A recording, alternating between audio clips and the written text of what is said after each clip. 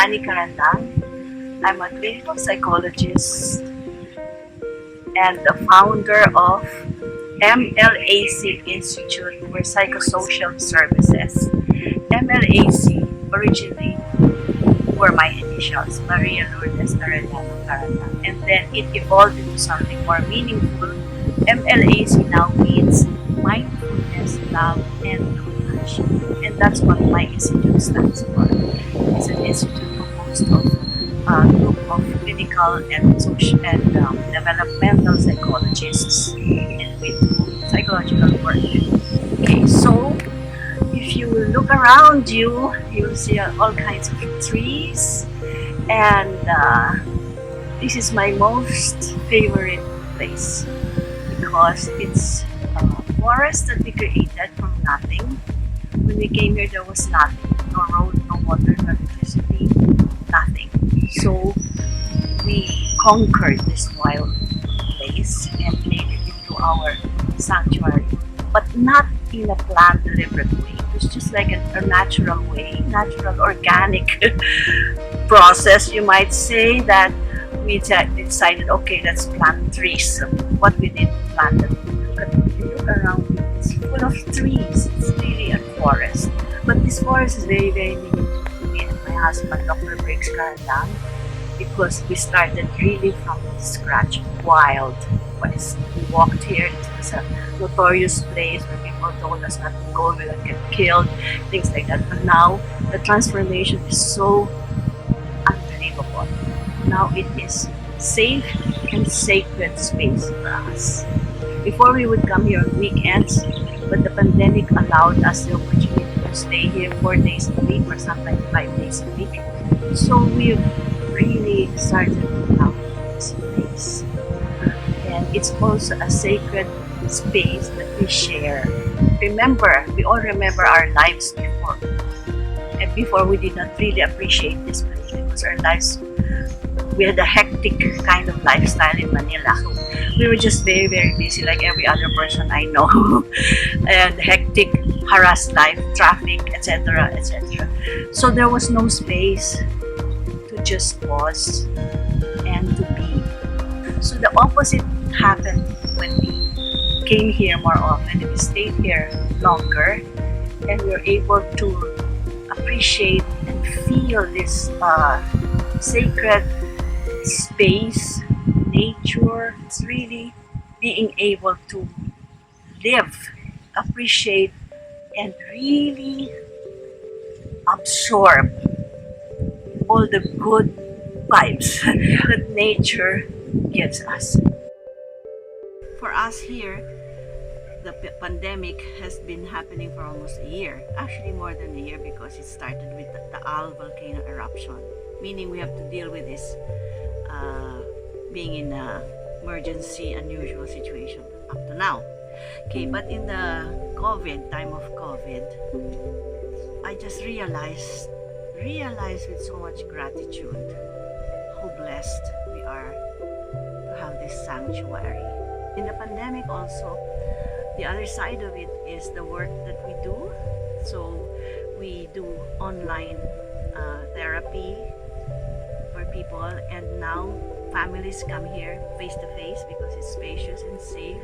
So I see families here whom I help with how they cope with this pandemic and what the creative things they can do. So has become a workplace at the same time a sanctuary.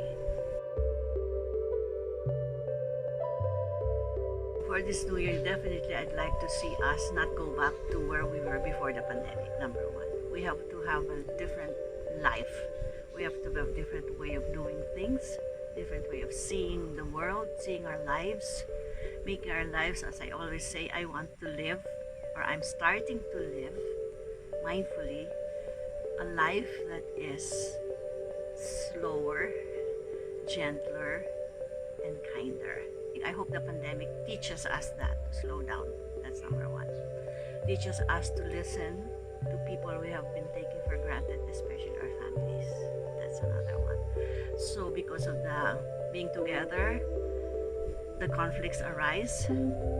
But the most important thing I found out, even with the people I help and with my own experience, is that the truth that we've been holding inside us has the opportunity to come out.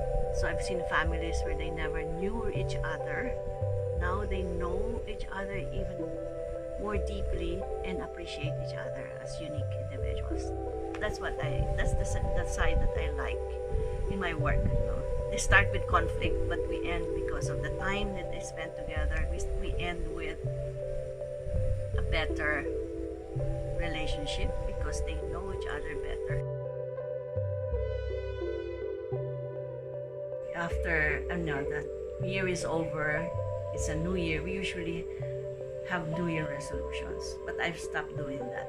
What I do is I choose virtues that I want to nurture and cultivate.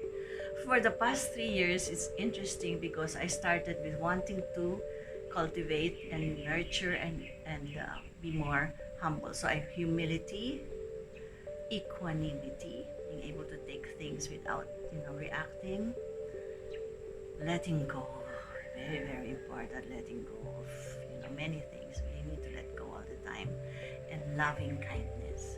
So I was so happy with them, but when I put them down, it said hell. Whoops, wait. So I put an S, and I really value this S. It is sacred space and solitude. So now all my virtues are in a shell for all the virtues, and then offer them to myself in a shell.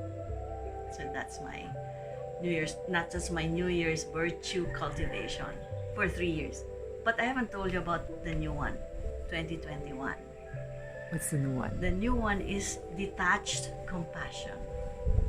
Very difficult. How does that mean? Well, it's easy to have compassion for somebody who's suffering or somebody who's having a hard time in life.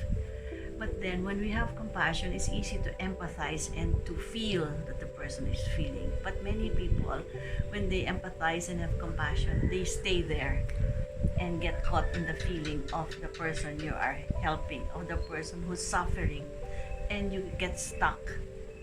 So there's a need in our practice, for example, you get stuck and then you go back to yourself, you detach. But you're not a detached person because you cannot heal or connect with a person if you don't have that empathy and compassion.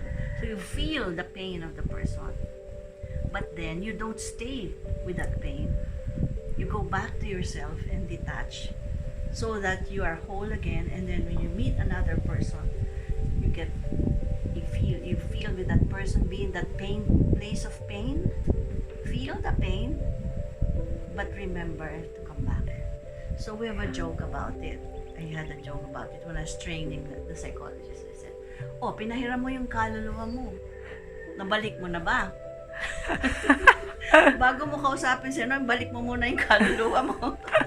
So we all got it. Yeah. But that's a training, because if you're going to be counseling people all the time, you could get burnt out if you don't know how to detach.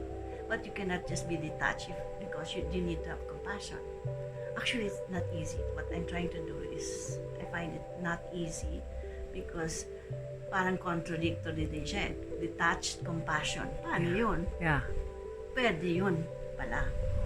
Because our heart can have a pain, but it can also go back to its own sacred, safe space. And we have to. Being mindful means what? Knowing when to pause. Knowing when you need to take a break. Being aware that your body's tired, that you are needing to stop. That's the most important thing I think we should take the lesson we should take here. It doesn't mean a whole day not doing anything. It can be 10 minutes of just being sitting and walking, or it can be 5 minutes of just sitting and looking at the beautiful things around you. You will be surprised that those mindful moments change the quality of your entire day, and if you do them consistently, it changes the quality of your life. What gives you good vibes? The beauty of nature, of course. I mean, different shades of green and the leaves dancing with the wind. I mean, it just uplifts you. And it's even physiologically, biologically proven, no? That the oxygen from the trees, that kind of thing, and the space that you have. Healing, no? Yes. You feel that here? Healing. It's Yeah. healing, it's uplifting, and gives you the freedom to think Yeah. creatively because you're not confined. So the space gives your mind the opportunity maybe to really explore things you've not thought of before. Widens your horizon, widens your perspective, for sure. And of course, relationships. Being able to be authentic with your partner, with people around you, building a community like we have built a community here where people take care of each other and they share food, they think of the other person. So I think building a community is like they are able to take care of each other and of themselves.